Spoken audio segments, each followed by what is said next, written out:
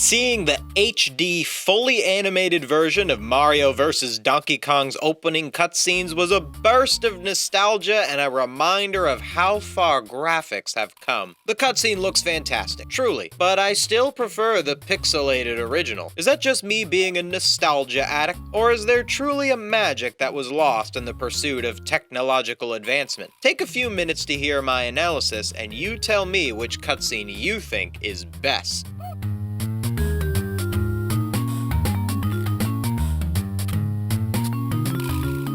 The opening cutscenes of Mario vs. Donkey Kong serve to establish the tone and stakes of the game. What is the tone? Well, it's goofy. What are the stakes? Low stakes. The conflict isn't life-threatening, it's just some big ape stole some valuable objects and you need to get them back. This makes you feel a little less urgency while going through the level, which is a great feeling considering that you may need to take your time thinking through the solution to the puzzle. Something interesting about these cutscenes is that you'll notice that Mario, the character we play as, only appears in the end of the second cutscene. These cutscenes are focused mostly on Donkey Kong, the villain. This actually makes more sense than you'd think, because a player character is someone that we as the player see ourselves as. Usually player characters in video games are intentionally less characterized in order to make it easier for us to project ourselves onto them. This is why in the Mario RPGs, Mario himself doesn't actually speak any dialogue. A villain, on the other hand, is a character that needs ample characterization because the desire to take down the villain is the driving force of gameplay. So in the early 2000s when this game released, Donkey Kong was in a bit of a strange position character-wise. In the original Donkey Kong back in the arcade era, the big ape was the bad guy. In the end, you knock him down and he loses. He's evil. But then Donkey Kong Jr. switched the roles. Mario became the villain in the sequel. And I'm pretty sure that's the only game where Mario actually is a villain. Now, Donkey Kong is a sympathetic character. He's actually the damsel in distress. Sometime after that, Donkey Kong split off into his own series with Donkey Kong Country. Mario and Donkey Kong don't really share many games together, despite the fact that their rivalry is what put Nintendo on the map. Other than these arcade games and spin-offs, they pretty much never shared a spotlight together until Mario vs. Donkey Kong. The only exception to this is the Game Boy Donkey Kong, which seems almost like a throwback to the arcade era. But Game Boy Advance Mario vs. Donkey Kong is the new design of Donkey Kong. We see Mario go up against the same character design that fights King K. Rool and gets back his banana horde.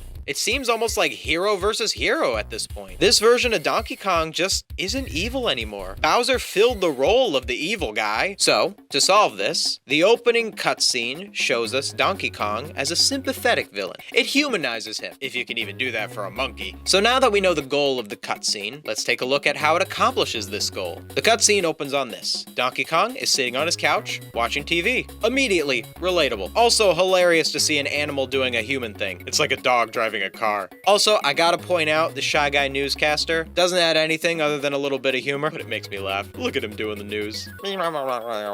And then, while DK is flipping through the channels, he sees an ad for the mini Mario toys. He quickly flips to the next channel, which is playing the classic 80s sitcom Bananas. But he flips back. Now, this is subtle, but it tells us a lot. Imagine how much Donkey Kong must be interested in this product if he is going to switch away from bananas? This guy regularly risks his life to get bananas. So if something is taking his attention away from bananas, it better be important. Donkey Kong is so enthralled by the brilliant advertising of this product that he must have it. He heads down to the store and, sold out. Again, relatable. Once Donkey Kong sees his prized product is sold out, he turns around to see the Mario Toy Company while the classic Donkey Kong music plays in the background.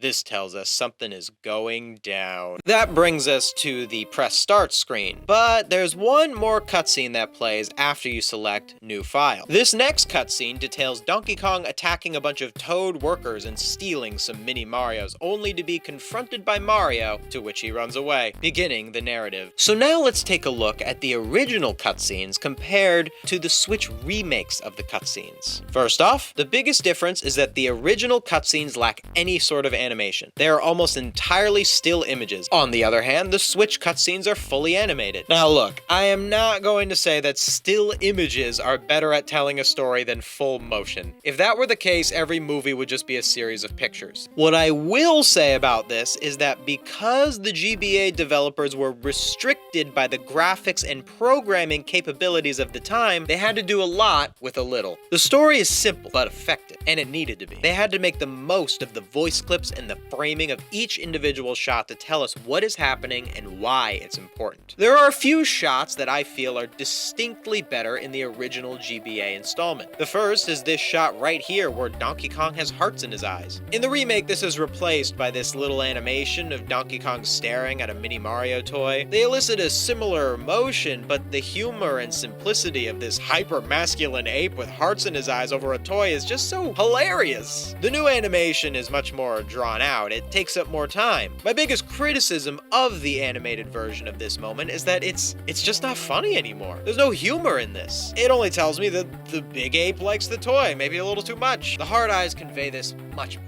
That being said, would the hard eyes actually have worked with these updated graphics?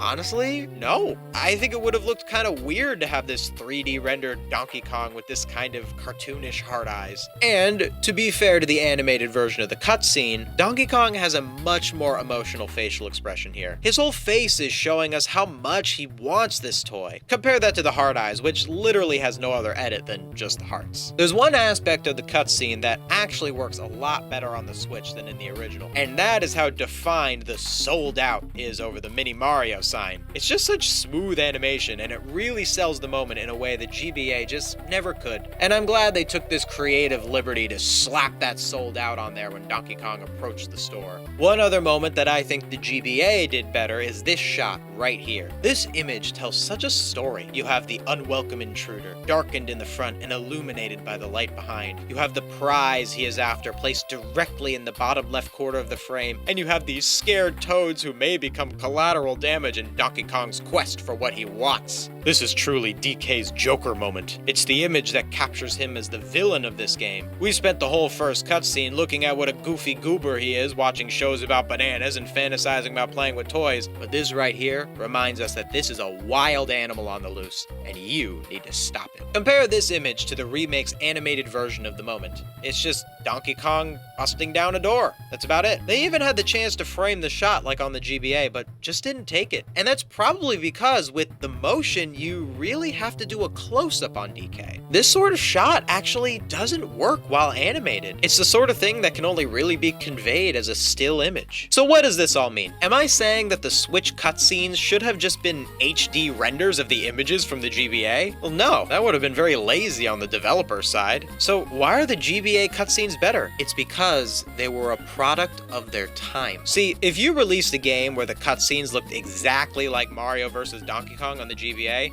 it would be laughed off as low effort. And that's because with modern technology, it would be. But back in the early 2000s, this was not lazy and it was not low effort. This was pushing the console to the absolute limits. This used the extremely limited capabilities of the Game Boy Advance to tell us a compelling story and set the tone of the gameplay. So yes, I like the GBA cutscenes better, but that in no way means that Nintendo did a bad job adapting them to the Switch. In fact, they did an incredible job. They did exactly what they should have done to make these cutscenes translate to the modern era, and they look great. They really do. Hey, if you like this video about Mario vs. Donkey Kong, maybe you'd like to hear me talk about their most recent trailer in this video right here. Or if you want to actually watch me play the games, check out my live channel. We've got a video on there where we try to take out all the singing piranha plants. It was trickier than you'd think. Thank you so much for watching. See you next time.